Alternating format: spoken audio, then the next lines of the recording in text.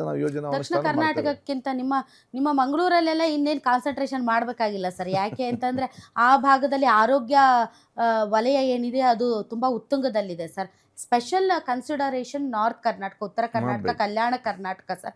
ಅಲ್ಲಿ ಮಕ್ಕಳು ಕೂಡ ಕುಪೋಷಣೆಯಿಂದ ಬಳಲ್ತಾ ಇದ್ದಾರೆ, ಪೋಷಕಾಂಶಗಳ ಕೊರತೆಯಿಂದ ಬಳಲ್ತಾ ಇದ್ದಾರೆ. ಸೊ ಟೈಮ್ ಸರಿಯಾಗಿ ಮಕ್ಕಳ ಹೆಲ್ತ್ ಚೆಕಪ್ ಮಾಡುವುದು ಮತ್ತು ಅವರ ಪೋಷಣೆಗೆ ಸಂಬಂಧಪಟ್ಟಂತೆ ನಿರ್ಧಾರ ಇದೆಲ್ಲ ಕರೆಕ್ಟ್ ಟೈಮ್ಗೆ ಆದರೆ ಸರ್ ನಾವು ಇಂಥದ್ದನ್ನು ಕಡಿಮೆ ಅದಕ್ಕಾಗಿ ಆಶಾ ಕಾರ್ಯಕರ್ತರನ್ನು ನೋಡಬೇಕು, ಅಂಗನವಾಡಿ ಕಾರ್ಯ ಮಧ್ಯಾಹ್ನ ಅವ್ರಿಗೆ ಮಾಡೋ ಊಟ ಫ್ರೀ ಕೊಡಬೇಕು, ಪೌಷ್ಟಿಕಾಂಶತೆ ತಾಯಿ ಇವತ್ತು ಗರ್ಭಿಣಿ ತಾಯಿ ಸೋದರಿ ಯಾರಿದ್ದಾರೆ ಅವರಿಗೆ ಪೌಷ್ಟಿಕಾಂಶ ಇವತ್ತು ಸರ್ಕಾರ ಮುಖಾಂತರ ನಾವು ಅದನ್ನು ಮುಟ್ಟಿಸಬೇಕು. ಎಲ್ಲವೂ ಕೂಡ ಯೋಜನೆ ಇವತ್ತಿದೆ, ಸಮರ್ಪಕ ಅನುಷ್ಠಾನ ಮಾಡಿಕೊಂಡು ಹೋಗುವಂಥದ್ದು. ಮತ್ತು ನಿಮ್ಗೆ ನೋಡಿ ಕೆಲವೊಂದು ಪಾಪ ಮಹಿಳೆಯರಿಗೆ ಅವ್ರ ಮನೆಯಲ್ಲಿ ಯಾರು ಕೂಡ ಇರುವುದಿಲ್ಲ, ಅವ್ರು ಕೆಲ್ಸಕ್ಕೆ ಹೋಗುದವ್ರೆ, ಅವ್ರ ಆರೋಗ್ಯ ನೋಡಿಕೊಳ್ಳು ಕೂಡ ಅವ್ರೆ, ಅವ್ರಿಗೊಂದು ಊಟ ಮಾಡಿ ಕೊಡುವಂತ ಒಂದು ಪರಿಸ್ಥಿತಿ ಇನ್ನೊಬ್ಬರು ಯಾರು ಕೂಡ ಇವತ್ತು ಇರುವುದಿಲ್ಲ ಆ ಇದರಲ್ಲಿ. ಇದನ್ನೆಲ್ಲ ಇವತ್ತು ನೋಡಿಕೊಂಡು ನಾವು ಯಾವ ರೀತಿ ಇದನ್ನು ಕಡಿಮೆ ಮಾಡ್ಬೋದು ಅಂತ ಹೇಳಿಕೊಂಡು ಹಮ್ಮಿಕೊಳ್ತೇವೆ. ಅದ್ರ ಜೊತೆ ಡಾಕ್ಟರ್ಗಳ ನೆಗ್ಲಿಜೆನ್ಸ್ ಕೂಡ ಆಗಬಾರ್ದು. ಕರೆಕ್ಟ್. ಕೆಲವೊಂದು ಕಡೆ ಈ ಡಾಕ್ಟರ್ ತಪ್ಪಿನಿಂದಲೂ ಕೂಡ ಆಗುವುದಿದೆ. ಸೊ ಅದಕ್ಕಾಗಿ ನಾವು ಅದು ಡಾಕ್ಟರ್ಗಳಿಗೆ ಬಹಳ ಸ್ಟ್ರಿಕ್ಟ್ ಆಗಿ ನಾವು ಅದನ್ನು ಸಿಸ್ಟಮ್ ತರ್ತೇವೆ. ಯಾವುದೇ ಕಾರಣಗಳಿಂದ ಡಾಕ್ಟರ್ ಯಾರು ವಹಿಸ್ತಾರ ಅವ್ನು ಬಹಳಷ್ಟು ಕರೆಕ್ಟ್ ಇರಬೇಕು. ಹಾಸ್ಪಿಟಲ್ಗೆಲ್ಲ ಬಯೋಮೆಟ್ರಿಕ್ ಕಡ್ಡಾಯವಾಗಿದೆಯಾ ಸರ್? 100% ಇದೆಯಾ ಸರ್?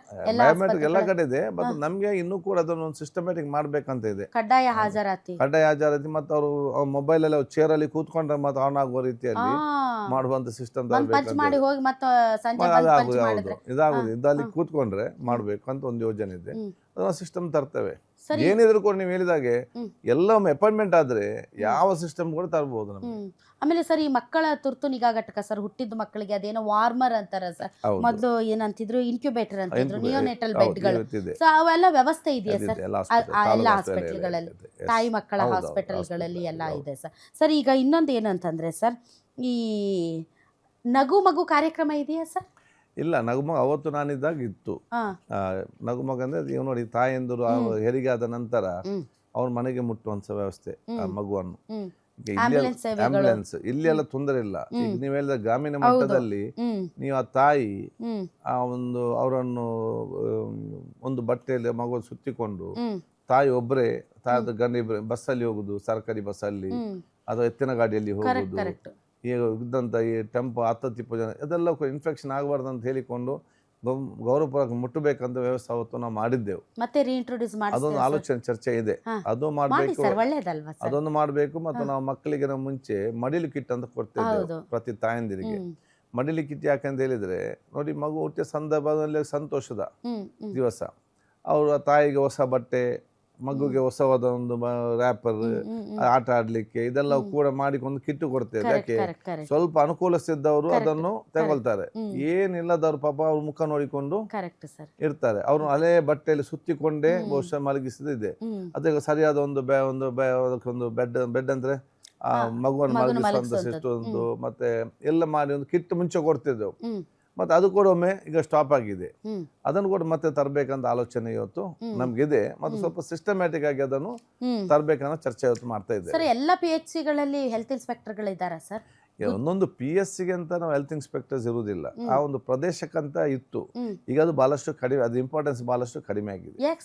ಯಾಕಂದ್ರೆ ಇಲ್ಲಿ ಡಾಕ್ಟರ್ಗಳಿದೆ ಸಮಸ್ಯೆ ಇತ್ತು, ಅದೇ ಡಾಕ್ಟರ್ಗಳು ನರ್ಸಸ್ ಇವತ್ತು ಆಗ್ಲಿಲ್ಲ.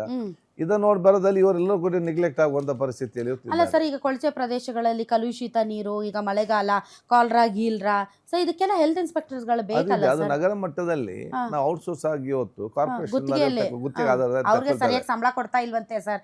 ದಿನ ಬೆಳಗಾದ್ರೆ ನಮಗ್ ಫೋನ್ ಮಾಡ್ತಾರೆ, ಸರಿಯಾಗಿ ಸಂಬಳ ಕೊಡ್ತಾ ಇಲ್ಲ ಅಂತ. ಸರಿಯಾದ ಟೈಮಲ್ಲಿ ಕೊಡ್ತಾ ಇಲ್ಲ ಅಂತ ನನಗೆ ಗೊತ್ತಿಲ್ಲ ಎಲ್ಲಿ ಕಡಿಮೆ ಆಗಿದೆ ಅಂತ ಹೇಳಿ.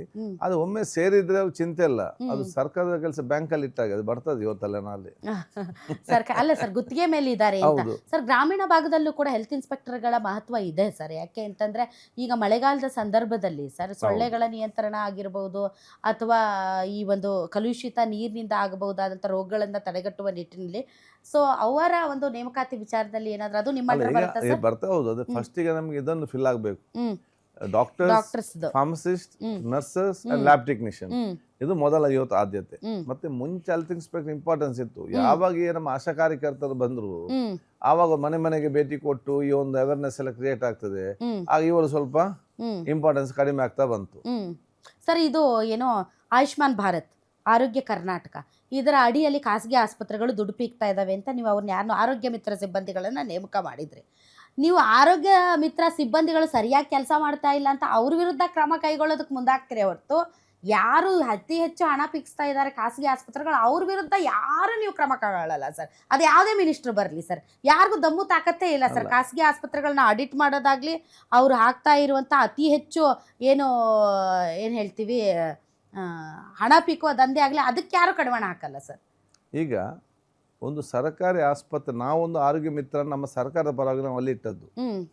ನಮ್ಮ ಸ್ಕೀಮಿನಲ್ಲಿ ಬರುವಂತ ಪೇಷಂಟಿಂದ ಹೆಚ್ಚುವರಿ ದುಡ್ಡು ತಗೊಳ್ತಿದ್ದಾರಂತೇಳಿ ನಮ್ಗೆ ಕಂಪ್ಲೇಂಟ್ ಮಾಡಿ ಯಾರು ಮಾಡಬೇಕು? ಇವರೇ ಆರೋಗ್ಯ ಮಿತ್ರ ಸಿಬ್ಬಂದಿ. ಅದಕ್ಕಾಗಿ ಅವ್ರ ಮೇಲೆ ಆಕ್ಷನ್ ತಗೊಳ್ಳೋದು. ಇವರು ಸರಿದ್ದಿದ್ರೆ ನಾವು ಸರ್ಕಾರಿ ಸ್ಕೀಮ್ನಲ್ಲಿ ಬರುವಂತಹ ಪೇಷಂಟ್ಗಳನ್ನು ಈ ಖಾಸಗಿ ಆಸ್ಪತ್ರೆಯವರಿಗೆ ದುರ್ಬಳಕೆ ಮಾಡಲಿಕ್ಕೆ ಸಾಧ್ಯನೇ ಇಲ್ಲ. ಇವರು ಕರೆಕ್ಟ್ ಇದ್ರೆ.